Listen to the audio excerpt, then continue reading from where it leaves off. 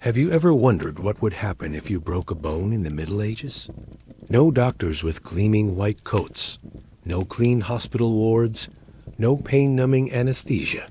Just you, your shattered limb, and the people around you trying desperately to put you back together with the knowledge they had.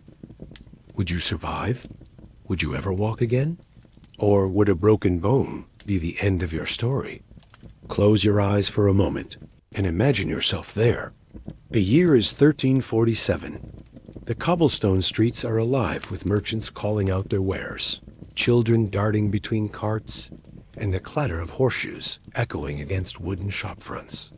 You are in the heart of a bustling medieval town. Life is hard, but it moves forward with an unshakable rhythm.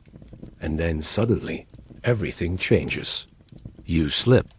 A misplaced step on a wet stone stair, or perhaps the crushing weight of a cartwheel veering off course, or the chaos of a tavern brawl. There's a sharp crack, a white-hot flash of agony that shoots through your body, and you know instantly something inside your arm, or worse, your leg has snapped. The pain is unlike anything you've ever felt before. You collapse, gasping as the crowd gathers, murmuring. Some whisper prayers under their breath. Others look away. In the Middle Ages, a broken bone is not just an injury. It's a threat to your livelihood, your ability to work, to provide, even to survive. Two men lift you by the arms, carrying you not to a hospital, but to the nearest barber surgeon. He's not a doctor in the way you think of doctors. His shop smells of iron and herbs, the air heavy with the tongue of blood from the leech jars and the faint metallic sting of sharpened blades. Behind him hangs not only surgical tools, but razors and scissors. He cuts hair, pulls teeth, and when the need arises, sets bones. He examines your broken limb. The bone juts at a strange angle beneath the skin. In a quieter corner of the room, someone groans as their wound is cauterized with a hot iron. The surgeon doesn't flinch. He's seen worse. To him, you are another patient, another body in need of mending.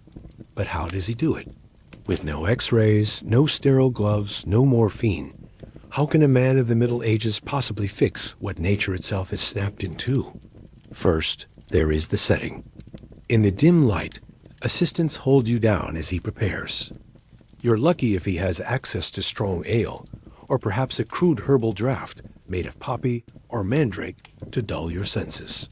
But do not think of drifting into painless unconsciousness. There is no escape from the agony that is about to come. The surgeon's job is to force the broken pieces of bone back into alignment with nothing but his hands. He grips your limb with firm authority, mutters something about steadiness, and then pulls. The scream that tears from your throat echoes against the wooden walls. Bones grind, muscles spasm, and for a moment you think you might lose your mind entirely. The smell of sweat and fear fills the air. Your vision blurs with tears, but when it clears, you see that your twisted limb has been pulled back into something resembling straightness. That is only the beginning. Now comes the splint. The medieval world does not lack for ingenuity. Carved wooden slats, strips of leather, bundles of reeds, whatever material is available will be pressed into service. The surgeon wraps your limb tightly, binding it in place. Too loose, and the bone will shift. Too tight, and your circulation may stop, dooming your flesh to rot. He judges with the experience of countless past patients, but every case is a gamble. And then there is only waiting. Healing is not guaranteed. Infection lurks in every corner of the medieval world. One small cut could fester and become a death sentence. Your splinted limb is vulnerable to swelling, to gangrene, to the slow creep of fever. Families watch anxiously as the days stretch into weeks. If the wound festers, prayers will be whispered, holy relics touched, charms tied around the wrist. In monasteries, monks trained in the study of bones and herbs might attempt their own treatments. Washing wounds with wine, laying on poultices of honey or vinegar, substances that, without them knowing why, could sometimes keep infection at bay. But sometimes healing works. And when it does, it feels nothing short of miraculous. Slowly, painfully, your body begins to knit itself back together. Callus forms at the break, hardening day by day. The weeks drag into months, but one morning you wake and feel something you never thought you'd feel again: strength. With trembling hands, you unwrap the bindings and test your weight. The bone holds. It is crooked, misshapen, not as it once was, but it holds. Yet not every story ends with recovery. In some cases, the broken bone pierces through skin, creating what modern doctors call a compound fracture. For medieval people, that was often a death sentence. Without antiseptics, without surgical steel, without an understanding of germs, infection could seep deep into the wound.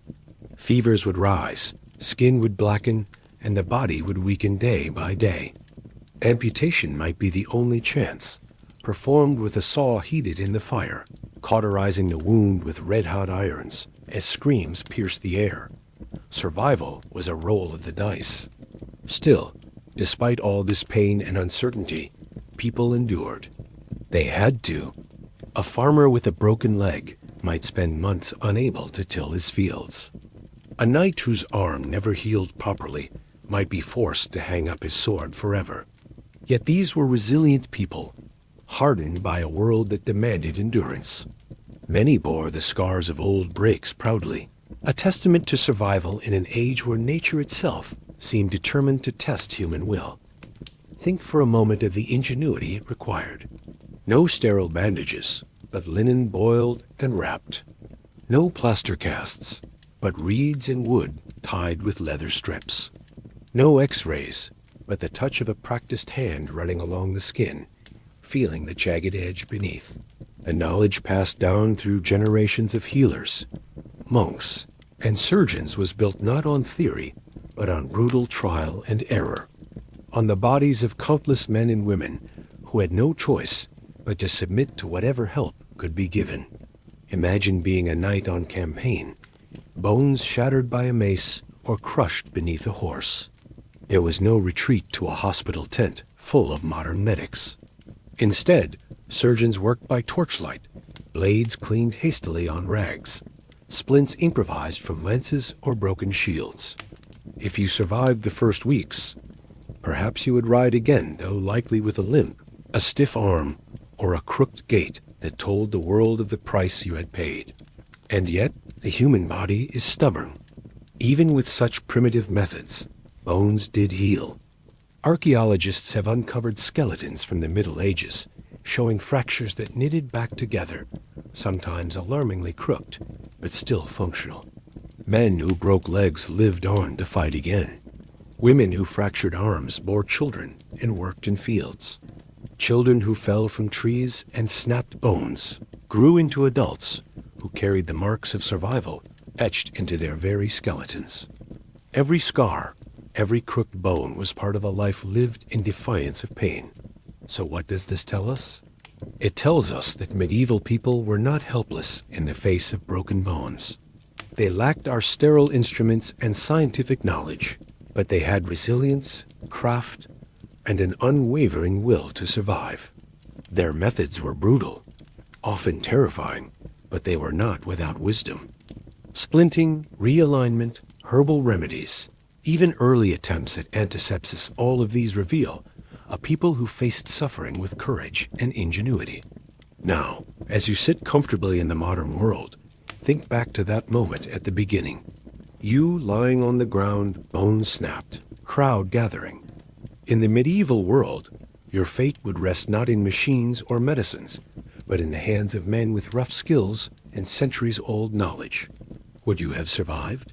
Could you have endured the agony? Or would your story have ended there, another nameless soul in the chronicles of the Middle Ages? This is the world our ancestors lived in, a world where every broken bone was a test of strength, of community, and of human willpower. And somehow, against all odds, many of them made it through.